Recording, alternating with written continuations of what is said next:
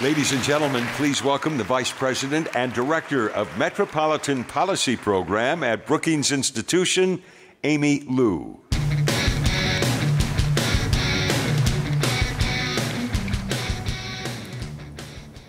It's a real honor to be here in Mackinac. So I'm here to talk about how to create inclusive economies in an age of disruption. And the phrase inclusive economies is deliberate. Cities and metropolitan areas are the fundamental units of the economy. And since the beginning of world civilization, cities emerged before nation states as centers of commerce, where merchants gathered to trade goods like silver, silk, spices. And today, cities remain global centers of economic activity and the places where people go to seek opportunity. Without vibrant economies, we know that cities struggle. They struggle to retain workers and industries. They struggle to grow households that support local businesses and to generate sufficient tax base to pay for basic goods and services and infrastructure.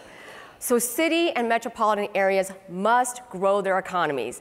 And to sustain that growth over the long haul, they must be inclusive.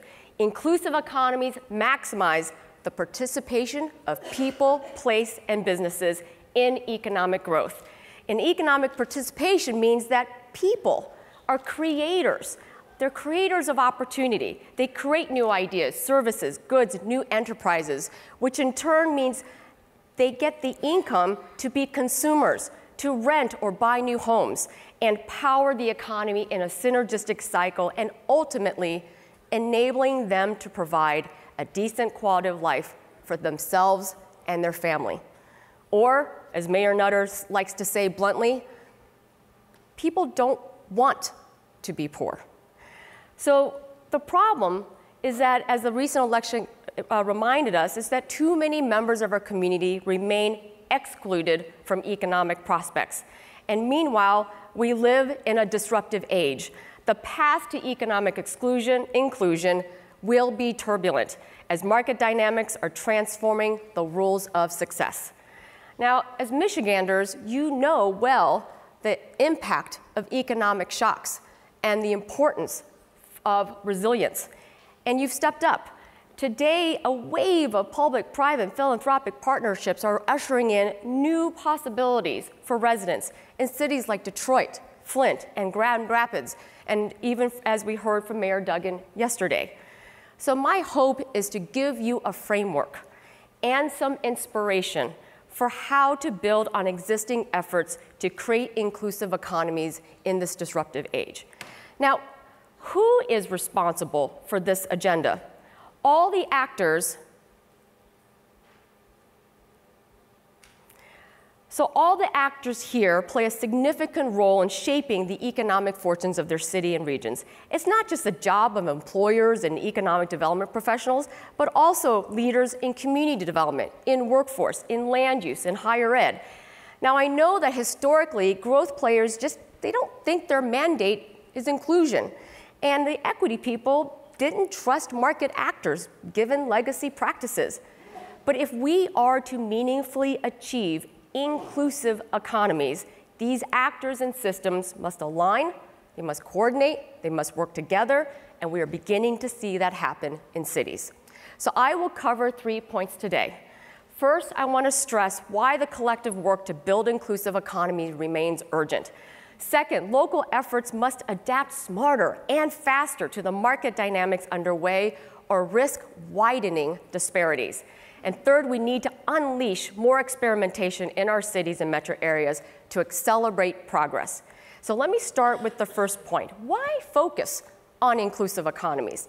Now, we at Brookings define inclusive economies as achieving 3 goals: growth, prosperity, and inclusion. Now, economic growth, such as more jobs and expanding output, that matters because growth creates opportunities for people. Wages are more likely to rise, poverty to decline when there is high demand for labor. And we've also added a measure on young firms because there's increasing evidence that business dynamism results in more job openings, improving individuals' chances for better earnings.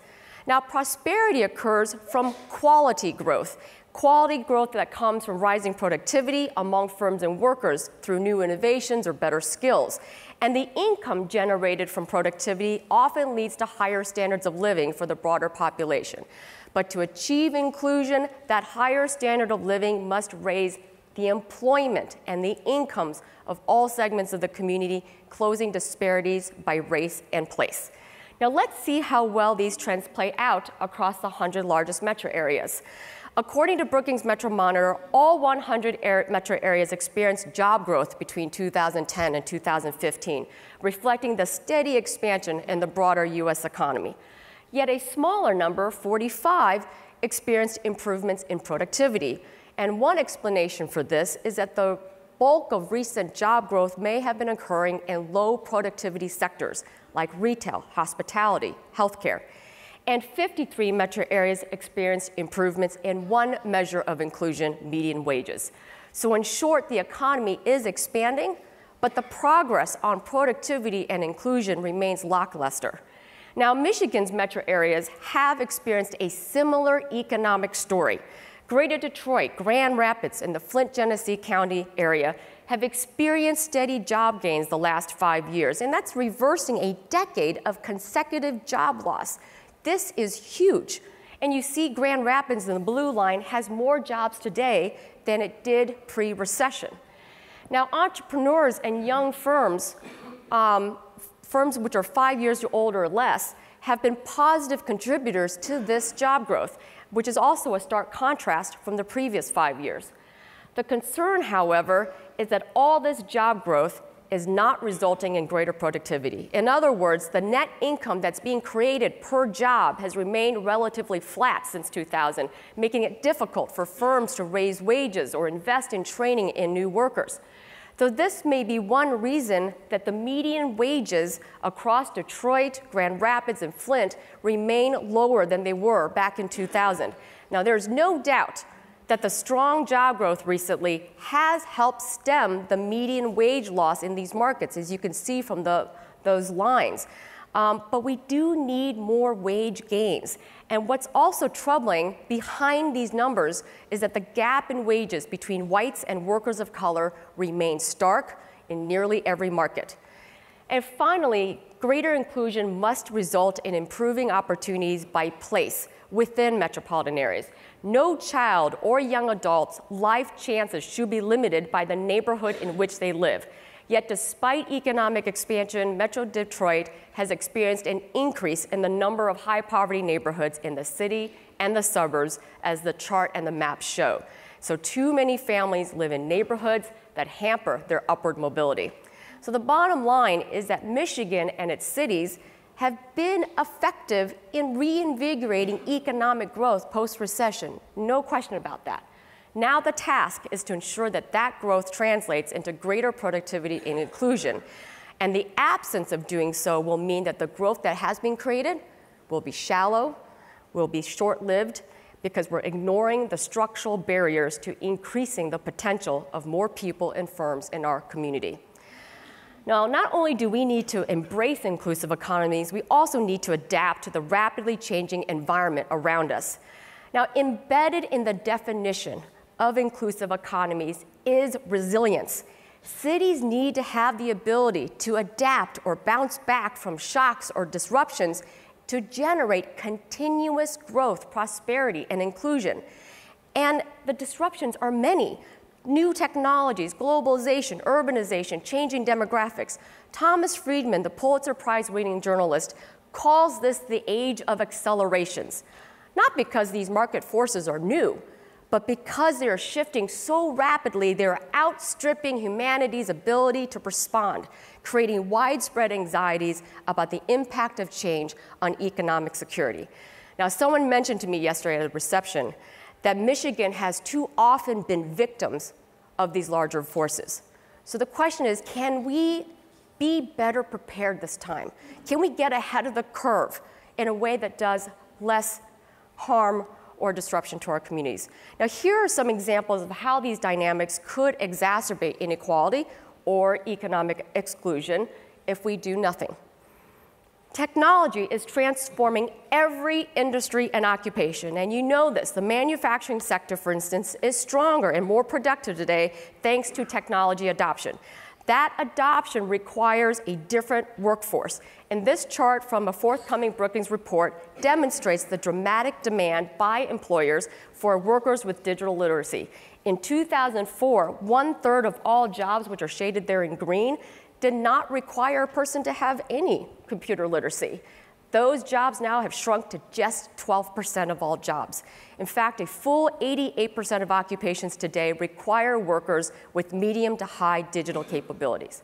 Now, while jobs are upskilling, other skills are becoming increasingly obsolete due to robotics and advanced computing. McKinsey recently released a new report that estimates that half of all existing tasks could be automated using today's technologies, particularly middle skill tasks like data processing, data collection, and some routine manual labor. Now, technology has also enabled the creation of global supply chains in which R&D and parts production can take place in far-flung locations, making some US firms vulnerable to expanded global competition. The result is substantial job losses and extended periods of unemployment in workers in trade-vulnerable industries. So on the left is a map of the more than 2 million workers in the past 2 decades who have received federal adjustment assistance as a result of being displaced by trade. These workers live in counties that span the urban, suburban, and rural landscape. I also want to note that I think interesting is this map also looks a lot like the Angus Deaton map of where the opiate crisis has been most felt. Now, on the right, you can see where trade displaced workers in Michigan. Of the more than 150,000 workers who reported job loss due to trade, nearly half of them lived in the Detroit area, and the rest spread throughout the state. Now, while global trade has slowed down, the effects of global competition for sales and production will continue. Now, I just want to mention as an aside that we at Brookings are producing some new analysis that's going to help ground all of these trends in your communities. The goal is to show local and state leaders how these shifts in digital skills, in automation, in trade will impact the occupations and industries in your metropolitan area. So then you can start to think about what these changes mean for economic development, for skills training, for other supports.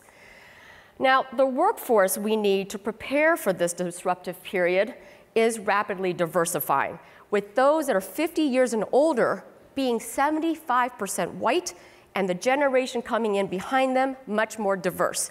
In cities like Los Angeles, Houston, and Atlanta, millennials aged 18 to 35 are already majority people of color, with Detroit falling behind. Our job training, and therefore our job training and our workforce adjustment policies, need to help older white workers and younger, more diverse populations navigate the new rules of the 21st century economy. Now, tech and the benefits of agglomeration are also increasingly concentrated in a few markets, creating greater divergence between cities and metro areas. This slide shows that the bulk of recent jobs in technology has been highly concentrated in select metro areas like San Francisco, New York, and Chicago. Now, while this may not be surprising, what is more stunning is that the 10 metropolitan areas captured more than half of the nation's new tech growth. So basically, the strong are getting stronger. And while Detroit and Grand Rapids, yes, did add some digital tech services jobs during this period, both regions are losing overall market share of such jobs to other cities. Thus, the urbanization story is not just about urban versus rural, but it's also about how older industrial places keep pace with tech-rich centers in this digital era. And finally, Washington can be a disruptive force too. President Trump and the GOP Congress are poised to make some big changes. Now, Trump's budget reflects a desire to devolve greater responsibility to states and local areas. This may come with welcome greater flexibility. It will likely come with less funding, particularly in safety net programs, affordable housing, local revitalization efforts, which means the costs will be passed down to state and local governments, to state and local taxpayers, and to other sources. While there's a great deal of uncertainty that remains about the status of all of these proposals, their one conclusion is clear. The responsibility to grow an inclusive economy will fall squarely on the shoulders of local, regional, state leaders, and their public and private sector partners. So in sum, I think leaders in Michigan have been innovating. You've actually, frankly, been trying to catch up to the rigors of the post-industrial economy. But going forward, leaders must continue to evolve to keep pace with the needs of the future economy. So let me close with how leaders like you can deepen and accelerate existing efforts to create inclusive economies in a disruptive age. Our strategies should help people, places, and firms adapt and prosper. Now, to help people, our strategies should equip them with the education and skills they need to take part in a fast-changing economy. This could include providing our young people with meaningful work experience so they can improve their soft skills and expand their professional networks. This could also include rewarding firms who hire ex-offenders, which is one strategy a recent regional economic development entity is considering. Now, as the land use planners in the room know, place is also crucial to economic activity. Our strategies should connect neighborhoods, core cities, older suburbs to regional opportunities, and themselves be places of economic inclusion. So for instance, as we revitalize downtowns, leaders can also revitalize a network of innovation corridors, neighborhood job centers, economic hubs throughout a city and metro, so residents, no matter where you live, can be close to opportunity. And there is a role for public policy and civic action to spur business dynamism, helping small, mid-sized firms survive and expand through periods of disruption. Rather than simply attract companies, we could create entrepreneurship ecosystems or help existing manufacturers make productivity improvements, which can result in operational cost savings, higher revenues, better wages. Now, against that framework, let me offer a few examples of state and local innovations. And I know there's been great progress and work being done in Michigan, but I just wanted to share some ideas from other local markets. So let's start with people and skills. In New York City, Mayor de Blasio launched Ladders for Leaders, a program to help meet the city's goal to support at least 100,000 jobs, internships, and mentorships per year for young New Yorkers by 2020, with a particular focus on vulnerable youth. With a range of employer partnerships, the city has more than doubled the number of internships for young people, and it has doubled the summer jobs program, especially for youth from shelters and in foster care.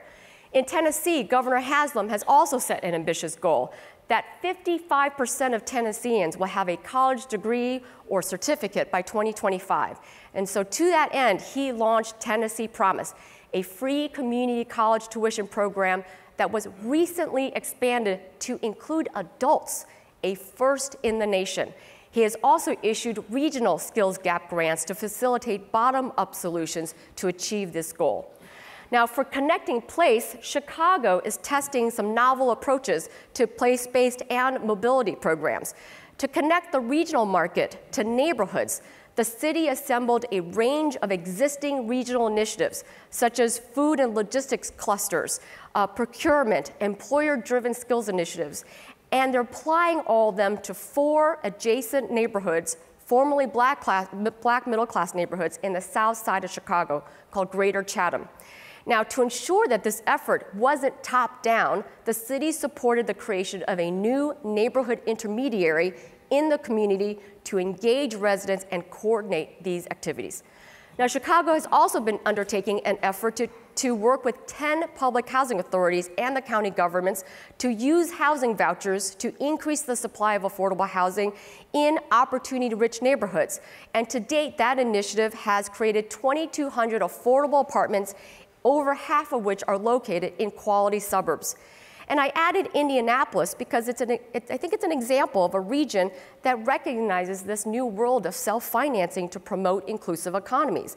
In this case, a diverse coalition led by the Indy Chamber involving the Urban League, LISC, and the State Latino Network ran a successful ballot initiative campaign to support the first phase of a regional transit initiative to increase access to opportunity.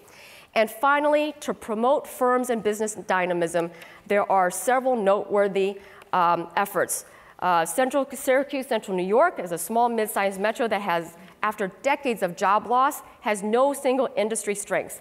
Instead, the various firms in the region got together and they launched a new technology initiative, one called Data to Decision Making, or Remote Data Sensing Capability, which would benefit all of them. And that initiative has now made Central New York a go-to site for drones and unmanned vehicles. Now, Louisville's first build is an example of a large incumbent firm, GE Appliances, that connected with the local entrepreneurship community. GE, with the University of Louisville, created a new lab where engineers work alongside young innovators in the city to co-design the next generation of household appliances. And in Colorado, the governor and legislature passed a series of advanced industry accelerator grants to help the state economy grow and diversify beyond their traditional strengths. And with at least 3 rounds of funding, this program has helped small and mid-sized firms in industries such as bioscience, advanced manufacturing, electronics, energy, to innovate and expand through funds for proof of concept research, early stage capital, infrastructure, and export assistance. And one final thing I want to mention, it's important to try and align a dizzying array of local initiatives around a common set of performance outcomes, and particularly around inclusive economies. Now, the Fund for Our Economic Future, a consortium of national local philanthropies dedicated for transforming Northeast Ohio, they have been working to drive better outcomes among its grantees and stakeholders. Now, the fund is holding the community accountable for traditional measures of growth, which is absolutely important in a weak marketplace like Ohio, but they're also encouraging stakeholders to promote economic opportunity and growth that also supports minority-owned businesses, that generate good-paying jobs, and results in opportunities that are accessible to distressed neighborhoods. So in closing, the forces of disruption, yes, they are macro, but the solutions to economic inclusion, they're local. And it is within cities that separate funding streams and separate programs are knitted together to empower people, place, and businesses. It is within cities that leaders prize problem solving over partisanship. It's where trust and collaboration is built. Now, in an era of great uncertainty, there's one thing that is certain. Cities, with states and their local public-private sector partners, they will lead the way in creating an America that expands opportunity for all. Thank you.